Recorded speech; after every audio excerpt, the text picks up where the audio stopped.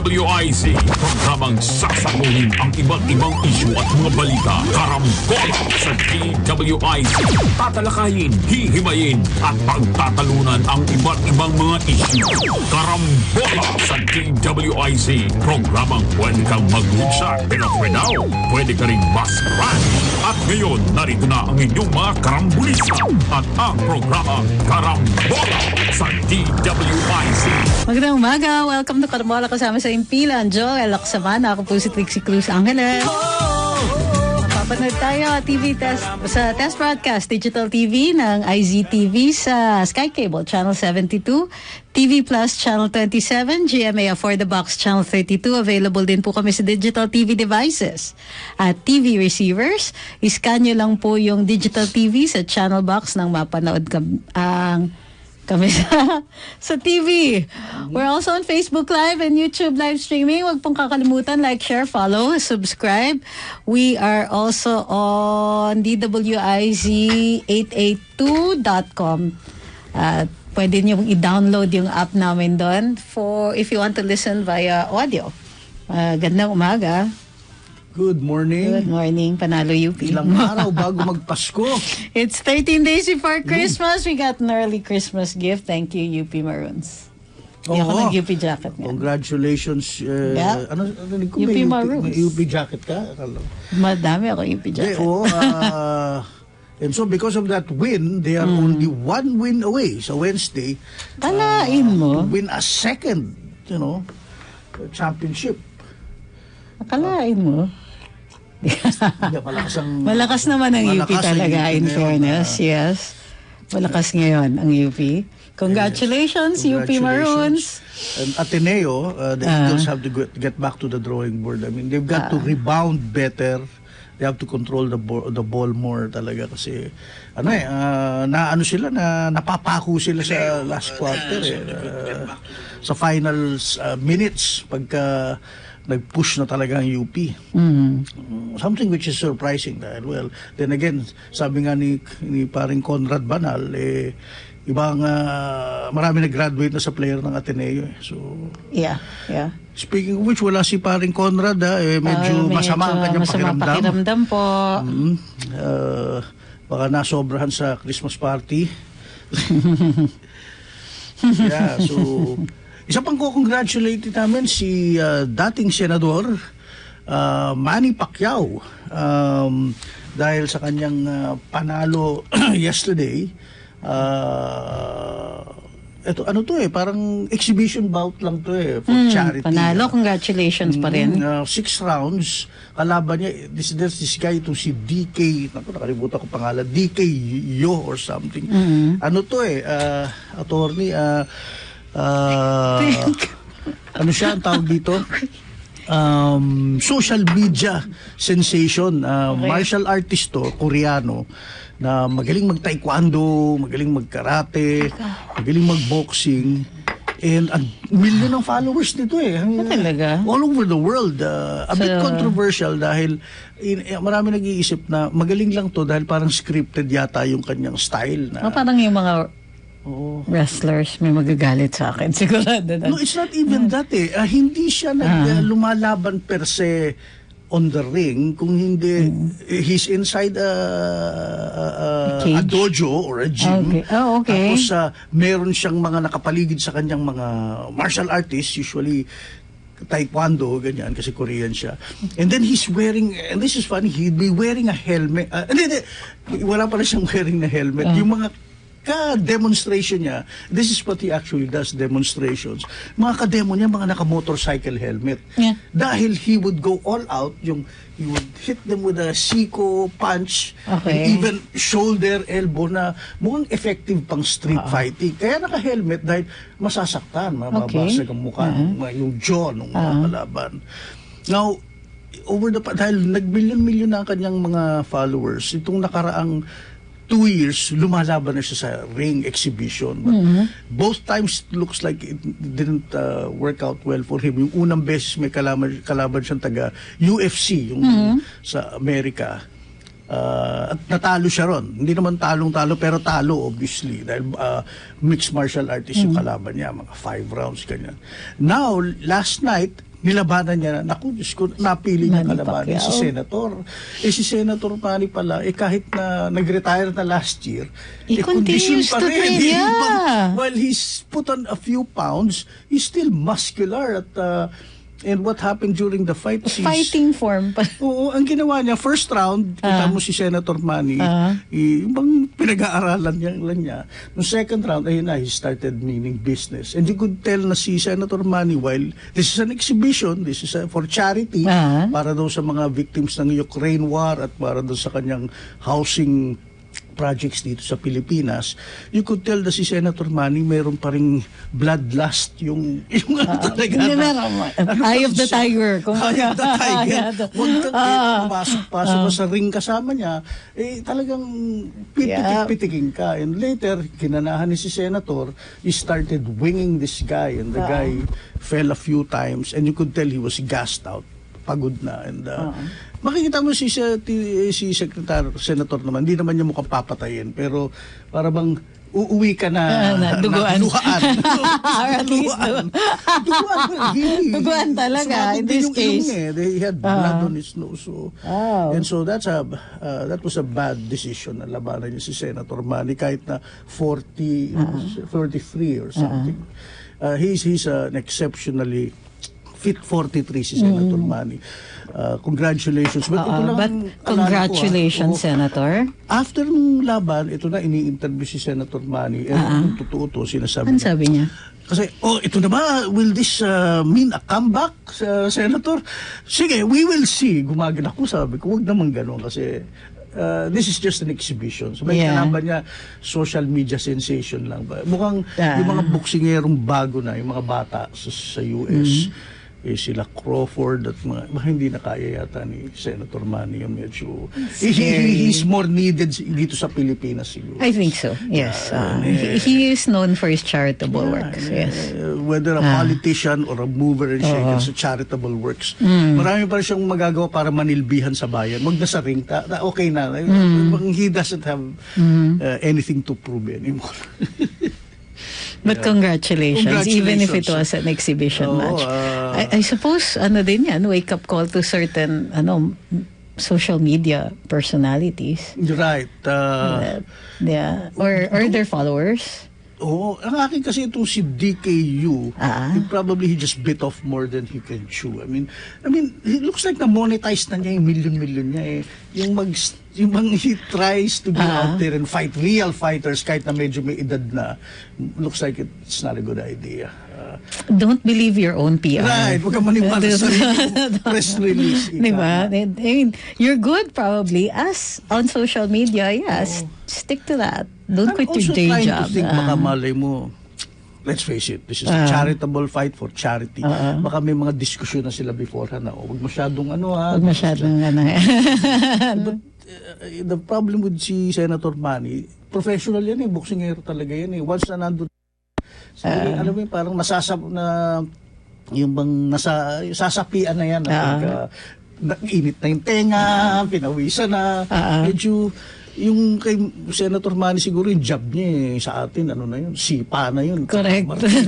Moral equivalent of a refrigerator hitting you. 8 divisions sa tulog. Ay nako. Pero congratulations and Mr. DKU, pahinga ka muna. I mean, take a break this Christmas. No, besides, I think it's really different from, there's no question he does have skills. But those skills do not involve competitive fighting. I mean, it's probably self-defense. We probably, if he was, pag hinold up yan, sigurado kawawa yung hold upper noon. Yung napunta ka sa ring, tapos pero yung ganyan, nakatrunks ka na, nakagloves ka na, tatapat mo. Si Senator Manny, parang hindi na But congratulations so, Senator. UP and Senator Manny, congratulations sa mga victories nyo. Well, the president is off. I saw it. Brussels, Belgium. Yes. This has been planned in advance. This is primarily, again, economic. He's, as usual, going to drumbeat for the Philippines. There are talks. He's doing a round of talks on security and economic, trade and the usual. So Bring home the bacon, Mr. President. Importante to dahil for one, si President Bongbong, he will be representing din ng ASEAN kasi ang Philippines ang coordinator. Yeah. Coordinating nga pala, country, no? So ng he's not ASEAN just sa representing the Philippines. sa European Union. So he will be highlighting yung role ng Philippines as the country coordinator for ASEAN pag nakipag-dialogue siya sa mga EU.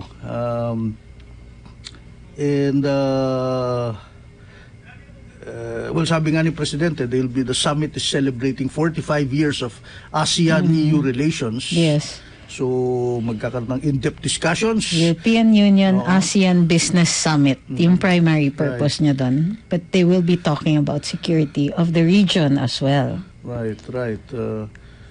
Meet din niya yung si King Philip of Belgium, to hold bilateral meetings. I'm not exactly, I really don't get the fascination for royalty in the modern age. Although, I'm not oblivious. I mean, naririnig ko naman na, of course, kahit noon, you know about the British royalty. Wala kang fascination yung manood ng The Crown o kaya... Coming from a country, pag binasa mo yung ano natin, for example, yung salitang Maharlika, parati natin naririnig ngayon, di ba? Fascination na some people interpret it as as royalty or as aristocracy. No, of course not. Pag sinabing may dugong Maharlika, you are a warrior. Ayun, hindi dugong bughaw na... Hindi, you don't sit and wait for things to happen to you. You go out and you take what you want. Guerrero. So, it's a warrior class. Okay, according to Scotty, William Henry Scott, the Maharlika is, dalawa yan, yung Timawa at saka Maharlika, were a classes of free men. Okay. Kasi noon, nung bago dumating ang mga Kastila, uso pa yung, yung indentured slavery.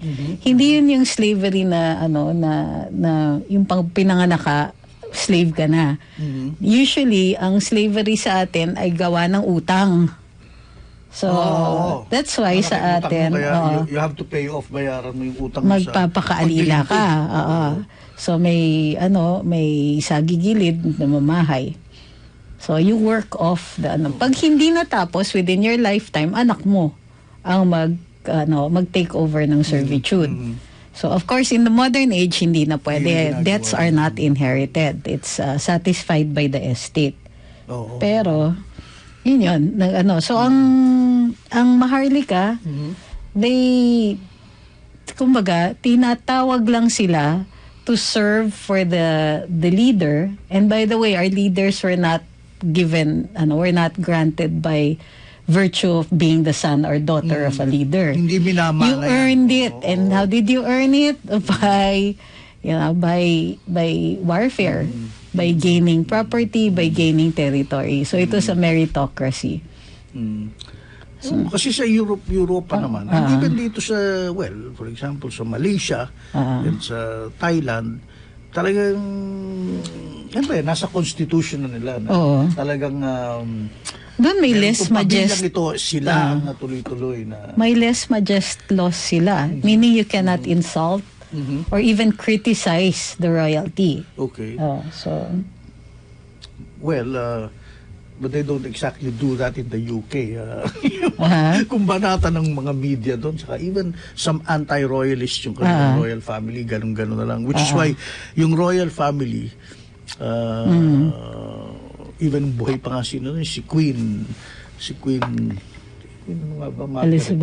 Elizabeth, Margaret, or sister. Okay, is that what do you call this? They have to live in such a way na wag nilang irarile ang mga tao, ipamuka yung hindi na to gaya nung the 1940s, the 1950s. Sa dami ng restrictions ng royal family, you wonder kung sino yung slaves, diba? Right. Ito nga, funny that you should say this weekend, napa-binge watch kami ni Maggie ng The Crown. Hindi.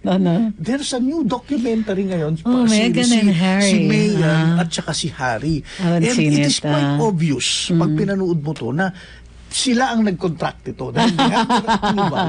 Okay. And the main objective is really a PR job na talagang ipakita bakit kami kumalas, lumaya sa UK. Iniwan ni Harry yung duties niya bilang prince, and now they live in Canada yata or something. Or the US, I think. Yeah, in the US. Or And wherever. it systematically showed yung pain, anguish, pag-aapi na nararanasan na lalo na ni Meghan sa UK. From the royal family. The royal family and the media. And the British media. Oh, may pagka-racist overtones pa because she's part, di ba? Yes, she's half Afro-American. African-American.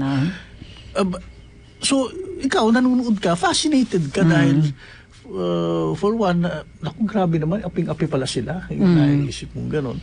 But at the same time, it's also showed you na grabe yung, ang hirap din siguro yung nandun ka sa spotlight na ganon na, di ba, yung every galaw mo, ang paparazzi pati, lalo na, here's the thing, si Harry kasi sinasabi niya, kaya namatay ang nanay niya dahil kay si Princess Di, because of the hounding of the paparazzi, of the media, and he does not want that repeated sa wife niya at saka sa magiging children nila, sa kids nila. So, and grabe, talagang lumalabas lang sa kinikwento ni Meghan na lalo na nagsimula pa lang nung mag-girlfriend, boyfriend pa lang sila. Hindi siya maka-function normal. Lalabas lang ng bahay, opisina, talagang she was being chased. There will be over 100 or so na mahabang telephoto lens, ganon. And the questions they would ask her, so terrible, ganon. So, mahirap din yung buhay niya. But at the same time, iniisip ko, itong series, itong Netflix series na talagang sila ang gumawa nito. Ma-explain naman nila yung side nila. Ang problem is, pag-explain nila, nasisira yung side ng pamilya ni Harry. Mahirap din, mahirap. So, pinasukan mo yan. Parang ganun. Di ba kung dito ka sa Pilipinas, nasabihan ka, pinasukan mo yan Gusto mo yung buhay na yan Fascinated ka nga sa lalo na mga hindi, gaya natin, hindi royalty, pinasok mo yan But having said that, yun siguro sinasabi ni Harris that hindi sa pinasok, pinanganak akong ganito So, gano'n nangyari. Ayun. So, napag-usapan lang natin kasi imi-meet daw ni President Bongbong si King Philip ng Belgium. That's another thing. Ito, you don't have to curtsy, or something. Si Meghan had to learn how to curtsy. Because she was part of the royal family. She was she became a British subject.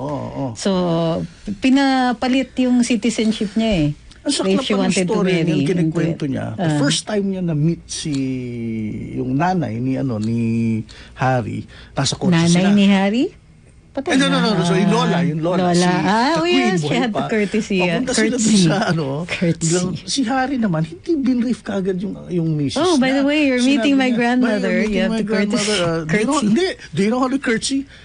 Well, I'm an actress. I know a curtsy. Hindi ganyan curtsy.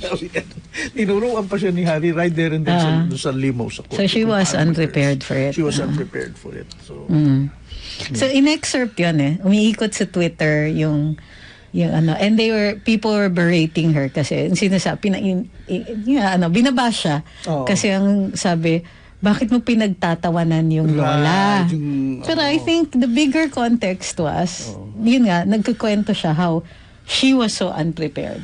I don't see the big deal why everybody's I'm neither for or against her. I just think that this is a difficult situation. Yun lang, probably because I'm not, how do you call this? Emotionally invested in the drama. Neither am I. It's just that, let's face it, lalo na in the crowd, that you're watching it. And, wow, that's fascinating. Especially during the Crown, there were a couple of episodes na nandun si Winston Churchill. And I said, God, was that although they took a lot of literary license dun sa series na yun. But I'm thinking, wow, ang ganda pala nung story nito. Well, I saw parts of The Crown. Hindi ko nakakumpleto. Umabot ako hanggang dun sa kay Diana in the wedding. Okay. So kahit paano surreptitiously pinapanood mo rin? Hindi, for lack of anything, and everybody was watching it. Alam mo yan, you still have to be connected to pop culture. Yeah. Particularly kasi nagkokomentaryo tayo pag tinanong ka ng pop culture. Paano ka? That's true. Oh. Pero may nagsasabi dito, sa Bisaya daw, ang ibig sabihin ng timawa, dukha. Well, I'm not saying that it didn't evolve, pero that was a class. Yun na nga, hindi ako natapos. 5 yung classes, hindi ko kabisado na ngayon kasi matagal na yung lesson. But, ano pa nga yan? Timawa diba, and Maharlika. Pag tinawag ka timawa, medyo may insulto ka pa nga yan. Pero may maginoo pa. But we're not the same eh. Hindi tayo yung katulad ng royalty and all that. Kasi nga meron tayong freemen. So yung freemen, yung timawa at saka ang Maharlika. Although lamang yung Maharlika because in times of battle, sila yung pinananawagan to do military service. So sila yung nagdadala ng tao, nagdadala ng weapons and all that. When the community needed, yes. Oo, pero ang timawa hindi. Ibig sabihin, they were lesser than the Maharlika. Although pareho silang unbound. Ibig sabihin, wala silang utang. So, they're still a class above everybody else. It doesn't mean that they had property, but they had no debts. Okay. Yung binanggit ko kanina, sa gigilid. Alam mo, yun okay kasi... Dalawa theories kasi dyan. Pag nakapunta ka sa lumang bahay, lalo sa Las Casas, Pilipinas, yung kay yung mga... meron sila talagang mga sa gilid na daanan sa bahay. Sa gilid na pag naninilbihan, wag hindi sila pwedeng pumasok sa bahay. Pag nagsisilbi sa kanilang mga amo, dito lang sila sa gilid. In the village. Yung biglang, lalabas na lang siya, dala-dala yung tray ng pagkain. But bakit ka, some historians have a theory. Sa gigilid? Hindi kasi nga hindi tayo ganun. We don't, pag kulang yung pagbayad nun sa utang, anak mo magte-take over. Okay. Pero that's the only way it's inherited. Pero may limitasyon yun. Hindi ka indentured forever. Kaya nga indentured ibig sabihin may utang. So may hangganan ng utang. After a while, free man ka na. So, pero everybody nananagot pa rin dun sa sa raha. So, in this case, dun sa atin, ang sagigilid did not necessarily mean na may dalawa theories, no? Yung original theory was that there are two kinds of slaves, na mamahay at saka sagigilid. But namamahay doesn't necessarily mean na nakakapasok ka lang sa bahay, nakatira ka sa kanila. And so they were actually the lower class because yung sagigilid umuuwi. Kabuti pa yun, nakauwi. Ang theory pa nga, and this is supported by some historians and even some linguists, na yung namamahay involved sex. Actually, property ka. I was thinking about that, the binabahay ka. Yes, yes. Well, it's a theory. I don't see yet other support for that, but there are may mga nagsasabing ganon. So ibig sabihin, not necessarily lesser yung sagigilid. Later on, nag-evolve na rin yung perception ng tao. So ngayon, pag sinabi mong aliping sagigilid in the in the pejorative sense, meaning nang iinis ka, nanlalait ka, then yun yung iniisip ng mga tao. I see. So, okay. But in pre-colonial Philippines, i-emphasize ko, timawa did not mean what it means now. So, magkaliwanagan lang tayo. You may tell me what it means now, okay. Pero not what it meant then. So, iba na, syempre. Iba, oo. By the way, nakita ko lang sa notes ko, I was going to mention this last week, pero later ko lang. Ayun, okay. Gusto kong mag-condolence nga pala, sisingit ko lang to bago ko makalimutan. Yung sa pamilya ni Jovit Baldivino. Alright. Ano mo to, nanalo siya nung, ano nga ba to? Pilipinas Got Talent ba? Pilipinas. And, idolong-idolo ko itong batang to. Kasi payat-payat niya, liit-liit niya. Pero ang galing niya kumanta. At in fact, doon ko na-develop yung pagmamahal ko sa awiting Faithfully. Journey. Dahil this was his winning song. Okay. And for a small guy, he could play it, range ng original Journey? range ni Arnel? Well, he made it his own. Meron siyang additional. Well, Arnel Pineda and Steve Perry could be more powerful. Siya, meron siyang... I think Arnel is more powerful than Steve, actually. Kasi bata pa siya. Of course. Well, pero that's another kind of worms. Yeah. Usually, Americans naman would dispute that. They would very... Steve Perry, ano sila eh. Nah, but I don't like the way Arnel was treated. So I will always prefer Arnel. Tapos to correct a wrong. Rock and Roll Hall of Fame hindi yata siya sinama or something eh. Tapos hindi, he was treated as an employee. Hindi siya member ng Journey. Tapos inano pa nila because the band nagalit talaga sila kay Steve Perry. There were talks about reunions and all that. But somebody's ego always got in the way. So, and then Steve Perry was told na, okay, we got a sound alike to replace you. So, yun ang tingin lang nila kay Arnel. Sound alike lang siya. Sa totoo lang. So, and I've seen Arnel in action sa MOA nung concert. Grabe, live wire talaga siya na well, of course, he would jump. Things that Steve Perry never did. Exactly. Magagawa niya yung kumakanta tapos nakakapag... mas malawak. And, Steve can no longer reach those heights of his original journey na But anyway, itong si Jovit Baldivino lang, mabalik ako sa kanya. Napaka... too young talaga. He was only 29, no? 29. And tapos yung pagkakaano pa kinuwento na lang sa akin ng anak ko na I think nagkaroon siyang parang aneurysm. Tapos nagpatingin na sa doktor, sinabi, okay, ito medication, magpahinga ka muna. Relax ka muna kasi let the medicine take effect. And do not sing. Especially they knew that he would sing songs, yung mga Faithfully. Ay, nabuyo nga daw siya. Sa isang event. Sabay, isa nga sa mga kinanta Faithfully. A few songs later, he had a set. Mga tatlo siguro kinanta niya. Did they know he had an aneurysm, burgeoning? Kasi minsan na-detect yun, di ba? Before it happens. Yeah. Ang hirap kasi pag nasa event ka, pag ako'y tinawag, Joel, kumanta ka naman. Kumakanta ako.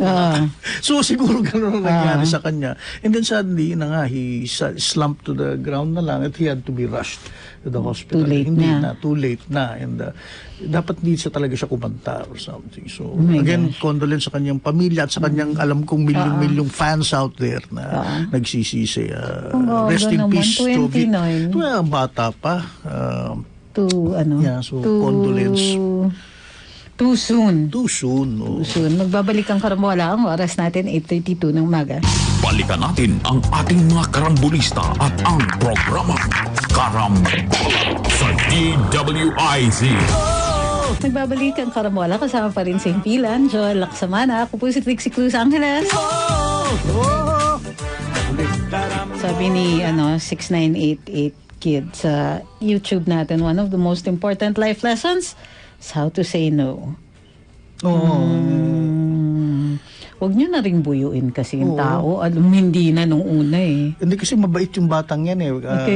Hindi siya tumatanggi dahil yun nga yung kanyang what do you call this? Kaya siya nagustuhan ng mga fans niya eh. Tsaka ng mga judges ang judges nung nanalo siya sa America. Grabe, Pilipinas Got Talent, si Chris Aquino, si Ai. Tapos talagang hulog na hulog sila sa kanya dahil very, siya, mapagkumbaba. And ako na din. Kasi, may isang artista naman, before this, shortly, around the same time siguro, nag-release ng statement. Kasi, you heard about yung volleyball players na were caught on video snubbing their fans. Hindi ko yata alam yun Yan, kwentuhan mo kami. Okay.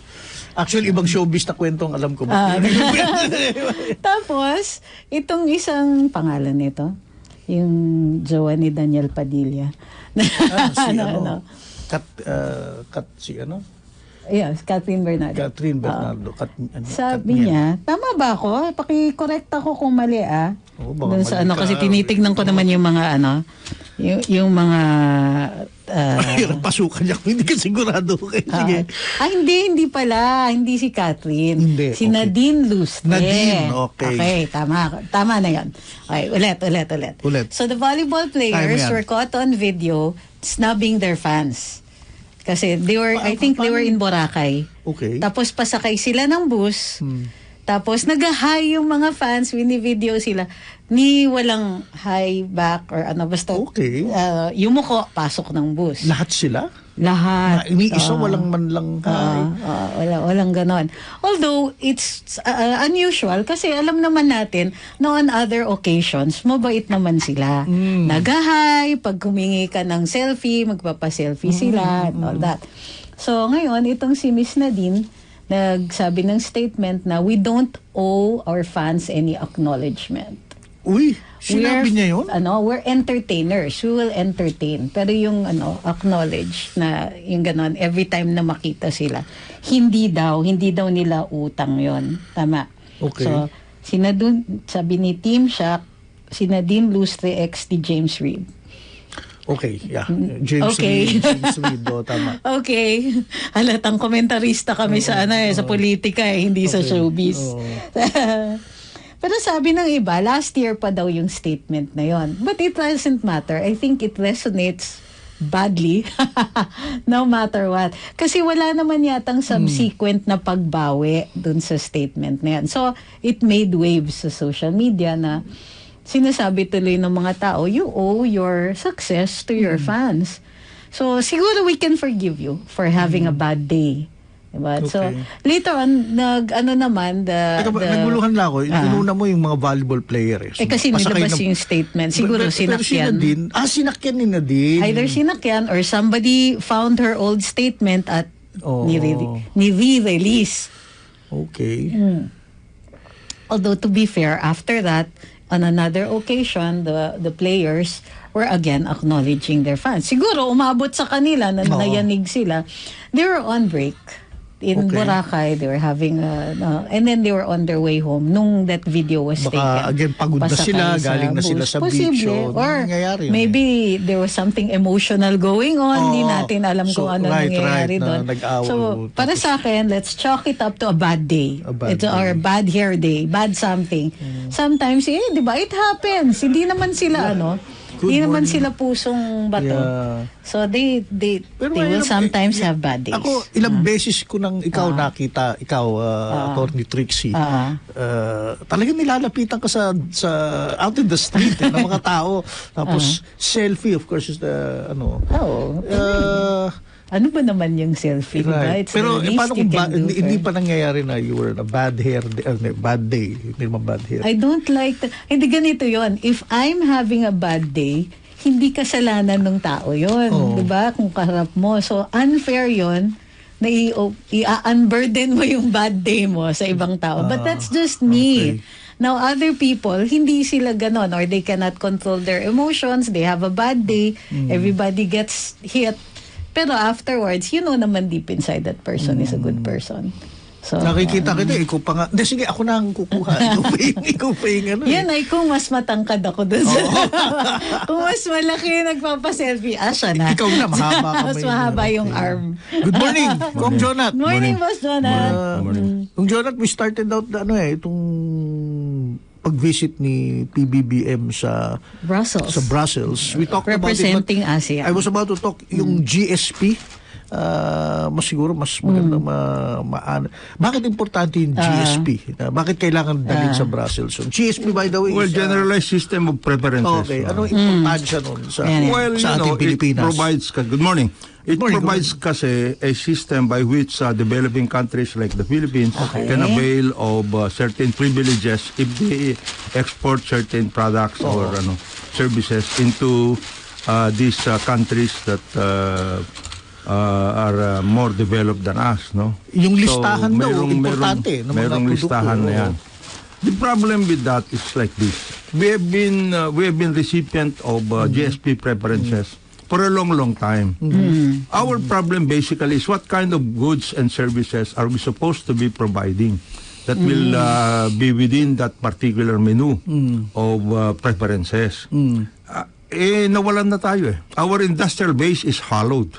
Okay. Hollowed out na tayo eh. We don't really have a real honest to goodness industrial base that will really be sustainable. Yan ang nangyari sa atin. For example, one of the items may be clothes or something, textile, apparel, mga ganong klase, etc. Wala na. Wala na tayo. Wala naman tayo. We are actually wala na yung mga one of the... mga ano. Wala na yun. Wala na yung textiles We are one of the most proficient, prolific importers of ukay-ukay. Talo tayo dyan ng mga Bangladesh. Sa totoo lang. They are the, right now, yung New York Garments District, for example, most of those buyers have already shifted to countries like Bangladesh. So, ito mga Bangladesh, yung mga ganyan, sila nakikinabang. We don't have that eh. And that is the reason why we have always been hammering na itong Department of Trade and Industry better wake up. Hindi nakukuha yan sa pupunta ka sa palengke. Hindi nakukuha yan. Work out in mo because it will take some time before our industrial base gets to be sustainable. Yan ang problema natin eh. We live from one program to the other. Programmatic kasi, diba? hindi yung continuing without even trying to find out what has really hit us. Kalimbawa, we were the first. We have always been the first in many instances. We were the first to come out with the contract workout for example, sapatos. Yung mga Adidas, tayo yun. Nauna tayo na Rubber World. One of the biggest shoe manufacturers in Asia. Plus, we had a thriving fashion industry in 1960s. Ganyan yan. That's why we had designers. Yung mga inner garments. Okay. We had 10,000 workers. Underwear, that's true. Ang dami natin ganun. Pati yung sinasabi ni Trixie na high fashion. Tayo yun eh. Nauna tayo. Nasaan na yun? Ngayon, na sinasabi nila sa atin, kasi yung ating textile industry, then we should, di ba? Kung yun ang problema natin, bakit hindi natin sinolusyonan? Anong naging problema natin? Marami tayong textile companies noon, ha? By the way, isa na lang natira. they were given all the privileges in the world. BOI, etc. and everything, all the incentives. Bakit ganon? And they had a lot of employees. Jewelry, magagaling tayo eh. We are artisans by nature eh. Totoo ngayon, nasaan tayo? Ngayon, okay, we are going to have another round. Are we prepared? Are we prepared or will we let the other countries take advantage of all of those preferences? The president, to his credit, has become a spokesman for ASEAN. Coordinator nga daw tayo. Ang ganda. ASEAN, Ngayon, ang problema nga is, how are we going to take advantage of that? Okay lang yun. Kasi magaling si Presidente, artikulado eh. Yes. Magaling siya, he knows what he wants to do, and he can very well articulate what our ASEAN neighbors would like to have insofar as the summits are concerned. I'm sure he will be able to get it. Tayo, what is his cabinet? What are these people doing? Yun ang ating puntos eh. Kung pagbalik niya dito, ang ganda na sinasabi niya. Tama lahat yung sinasabi niya. Maayos. Preparado ba tayo to take advantage of all of those things na yung goodwill niya na nakuha niya out of that. Yun lang naman yan eh. So, tanungin mo ngayon. Execution ng problema, no? Tanungin mo ngayon sila sa DTI. Sige, pumunta kayo doon. Ano ngayon ang anong iaatang natin dyan? Produkto. Na produkto. Na pwede natin. Kasi ganito yan, ha? Pwede mabigyan tayo for 1 year, for example. We have some products. Are we sustainable in terms of production? Sinabihan na nga tayo nun sa New York ng mga investors na ang smallest investment was something like 100,000 lang ang production per year.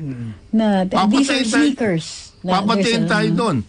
Vietnam gets what? Millions. Yung pag orders nila. Sige, Mr. President, very good. Thank you very much. You've been very good, etc. We would like to order, yun sinasabi, 1 million pairs of sneakers. Sino Kaya Kaya ba? ba nating Sino yung magbibigay na yun? Tapos, Ipadala. not only that, we're low man on the totem pole. Tayo talaga, labor ang napoprovide natin. We have not been manufacturing things. Halot So, out na di ba, we have a shoe industry that imports all the materials. We have a fashion industry, so to speak, although the designers will disagree. Pero ini-import natin everything. Ultimo Filipiniana natin. Oo. Down Hindi to the dito thread and needles, ini-import natin yan. Walang gawang Pilipinas dyan sa mga materials. Tayo lang, we put them together. Except for the indigenous fiber-based textiles like pinya, mga ganon. yung mga, mga Sayang. indigenous wear natin. But, Sa totoo lang, sayang. Sayang, lahat di ba? itong ginagawa ng Presidente pag ganyan. So I hope we will finally wake up to all of these realities kasi ang malakas tayo sa mga paninisi. Malakas tayo dun. Kasi ganito ho, we cannot produce this many kasi ang taas ng ating kuryente. Di solusyonan natin yung taas ng kuryente natin, di ba? How are we supposed to do that? Ang hirap po kumuha ng permits, 34 signatures So, di solusyonan natin yun. Di ba? What? Now, start now. Di ba? Sayang lahat. Ang dami na ngayon. To be very fair, to be very clear about it, panahon ni GMA nag-ano na yan. Panahon ni Noy, natulog tayo ng konti. Panahon ni President Duterte, tumira tayo. Naging aktibo si Presidente Duterte. Yes. As a matter of fact, inistab niya yung mga European Union na yan. Yeah. Because he wanted to show no, we can work on our own, etc. We don't want to take advantage of all of those things. And that could have been a signal for our manufacturers to say, sige, work out tayo. We will compete. Even without the GSP. Di ba? Yun ang work. Very clear about it. Si President Duterte, very yan sa mga manufacturers. Tignan mo, walang labor problem. Kasi yun ang nagiging issue dati ng mga iba. Hindi na-strike ang kami. Apektado. Very effective si President Duterte sa ganon. Walang labor problems pagdating doon. Isa rin yata kinagalit ni President Duterte sa EU noon is that pag sa trade nila with the EU, may kapalit na human rights may kaakibat pa na. Kaya nagalit siya. Kaya ingay pa ng EU Parliament. Hindi niya pinansin yung mga yan Wala, buti nga. But you're right, that should have, sana yung manufacturers na, at least yung gobyerno natin, DTI and all that, they use that opportunity to one of our biggest exports to the EU is actually coconut oil. Coconut oil. Rotterdam, for example, is one of our biggest hubs. Ngayon, ang ano dyan is dati, the coconut industry was in such a robust may robust na foundation yan. We were already going into Cocochem, yung mga ganon, etc. and everything. Nawala lahat yun kasi we were going through the process of upgrading our exports, not just coconut oil. So meron tayong mga coconut Cocochem, yung mga ganon gagamitin na patas na tayo. We also had at that time yung yung mga fragrance. Alam mo ba na sa ating kumuha ng ilang-ilang, nakuha na yan ng in terms of yung ilang-ilang na oil. Tayo yan. It's in Binayo-patent ng France. Nag-biopatenting ang France. Kanila na daw yung ilang-ilang. Indigenous yan dito. Bulaklak natin yun Kaya nga, that's what I'm trying to say. Tapos hindi natin nilabanan. Hindi natin nilabanan yan. We could have, pero hindi natin nilabanan yun. What are we trying to say? Ayusin natin yung ating pundasyon kasi otherwise we may be the best marketers in the world. We may have the best goodwill, etc. and everything. But if we cannot produce, syempre the other countries will not wait for us Vietnam will take advantage of this. Well, the key to all this is still innovation, di ba? Sige, ito yung reality, di ba? Talking about innovation, did you know that we have yung creative industries, etc., etc.? Yeah, tagal na. Mayroon pa yung 100 million pesos na fund yan for startups, etc. Oo nga, Sinong gumamit nun? Wala. according to my sources, the DTI, they have not even conducted a board meeting for purposes of using that particular fund. Ay, hala. Oh, Startup para sa mga creative. Startup para sa creative industries. So, Ang dami pa nating creatives dito, ha? Ang gagaling natin. Okay. Pati yung mga cartoons, etc. Tayo nga nauna dyan eh. Yung mga kasi graphic. inaano na nga, di ba, for a time, kino-contract out. We have 3 major companies sa animation dito sa Pilipinas. Kino-contract out ng mga major productions Hollywood, from etc., Hollywood. everything. Kasi isa storyboard na nila doon. Dito lang talaga yung frame by Gagawin nila, frame na yes. ano.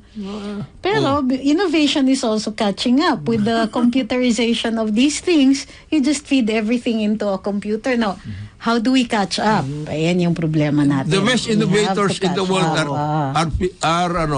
are based in either Singapore or in Dubai. Pinoy yung mga Pinoy yung mga yon. O kailangan natin pumunta abroad para Lang maging sikat. Maano natin. para mabigyan ng pagkakataon. Dito wala. Did you know that in Dubai, most of the people from yung pinakamagagaling nila mga workforce in terms of this creative industries, etc., designers and everybody else, Pinoy. Oh, bakit hindi natin na-capture yung mga yan dito? Yun lang naman ang... That reminds me, meron akong concrete na dyan. Yung bayaw ko, is already been 20 years sa Dubai. Sila ang kanilang kumpanya, yung lighting system. Lighting para sa mga yung mga major parade, events, yes. Europe at he travels a lot. Ang ginawa niya, unti-unti, ang kanyang mga staff lahat. Dinala niya dito. Mga Pilipino. And I visited their office nung bumisita ko. Pinoy talaga yun. Yung mga Pilipino, tapos pagkainan na, nagkakamay pa sila. And they were the ones managing it. Yung mga magagaling yan. Yung mga light show. Yung mga, Ito, just to give you an idea. Ito, we can probably tie up again with magaling ng ang rapport ni Presidente with the MBS. Yes. The Crown Prince of Saudi Arabia. Did you know that Saudi Arabia is embarking on tourism-based industry right now? Siguradong Pinoy ang mga kasama dyan. Why don't we work out with them, venture with them, para yung mga maraming trabaho doon, dadalhin na lang doon, pero dito muna mag-uumpisa. Yung ganong class, are we doing that? Are we doing any kind of arrangements with them? Wala. We have a fund pala for startups. May startup pa. Kausap ko nga yung consultant na naiinis eh. So, ang daming palang opportunities natin. Locally. You don't even have to start big. Yes. Diba? At saka, another thing is that we must protect also our local industries. Look, we have our own online. We have influencers, we have that's an industry. Huwag niyong iismulin. Because tinatangkilik sila, they generate income, there's if they get big enough, they get employees and so on. So, they don't think na influencer lang yan and all that. Kumikita yung mga yan. Ang nagabayad, YouTube, Facebook. The various using the technology, maraming mga levels yan, platforms and everything else. Encourage natin yon. Workout. Alam mo ba na hindi pati yung back staff ng mga auditing firms, etc. The knowledge industries, kayang-kaya ng Pinoy yun. Kayang-kaya ng Pinoy, workout din natin yan. The problem ay yung sinasabi nga nito, sinasabi mo pa rin, Joel, the development and protection system, the framework by which we develop all of these things, nawawala. Right now, kaya ako na-late because may pumunta naman sa akin, dyan sa akin, kausap ko na naman sila, nagre-reklamo sila tungkol dito sa survey, land use, etc. All over again. Sabi ko, pumunta ba kayo sa DNR? Pumunta ho kami, kaya lang inikot kami. Tapos ginawa sa amin, ang binigay na yung PSU, tsaka para dyan sa survey, sabi nila, hindi daw namin pag-aari yan at hindi kami pwede makapagtitulo dito maski na may survey plan ho kami kasi yung may nakakuha na. Tinignan ho namin kung ano yung nakakuha na yan. Yung PSU, which is this survey, ang timeline yan, nandun sa copies. Isipin mo yan. Pagkatapos meron na naman, yung Masungi. Kanina, sinabihan na naman ako ng puso. Sabi daw ni Secretary Luisaga, and I hope she works on this thing. They are going to wait for the results of the probe of the House of Representatives and the Senate before they can act on all of the issues that have been brought by the Masungi Foundation. Tama ba yun? Oo. Bakit hindi kayo You have all the documents. You have all the documents from the time that this particular Upper Marikina watershed was declared a watershed by President Marcos. Ito FM senior.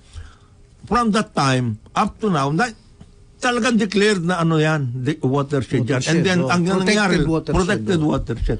Ang nangyari dan, over time, nag-establish ng mga ganitong parameters, etc. and everything.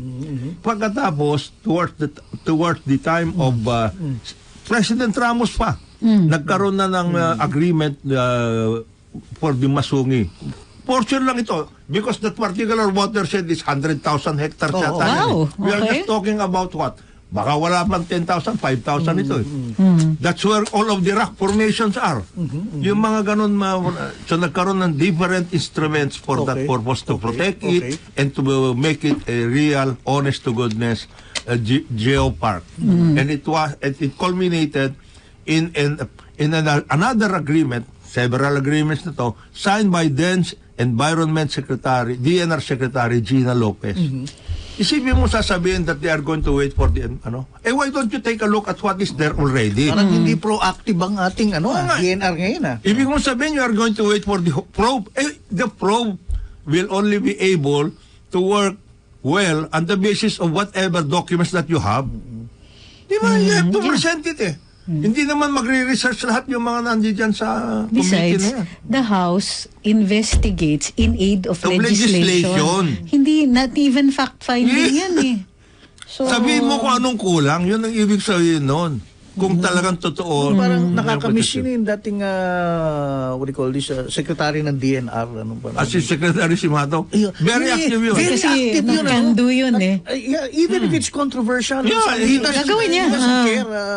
Basta, ito ang pinangako kay Saka Presidente masunurin. mangyayari. Ginagawa niya. Boracay. Di mo dinilis nila ni sinabi ni Presidente Duterte, 6 months kayo wala. Ang dami nagalit doon. Yeah. Pero in the end, di na tama tao. siya. Di ba yung workout na yun? You need somebody like that. Right. Tapos sabi ni Presidente, kayong mga water concessionaires, wala kayong mga sewage treatment, etc. Di ba pinagalitan niya? Inano nila lahat yan. Pinweten niya with military takeover. Tapos nag-ayos sila. Yung mga ganong klase. So, please, sana, yung mga members... We need somebody to, hindi pa tayo tapos sa strongman rule. Sa totoo lang, kailangan pa natin ng ganon. Daming pasaway Ay, nako. Kaya nga, yun lang naman ang ating request sa ating Tulungan ninyo si Presidente, tulungan natin ang bayan kasi huwag niyong hintayin, huwag kayo maghintayin ng instructions. On that note, magbabalik ang Karambola. Oras natin 9 o'clock ng umaga. Karambola sa DWIZ.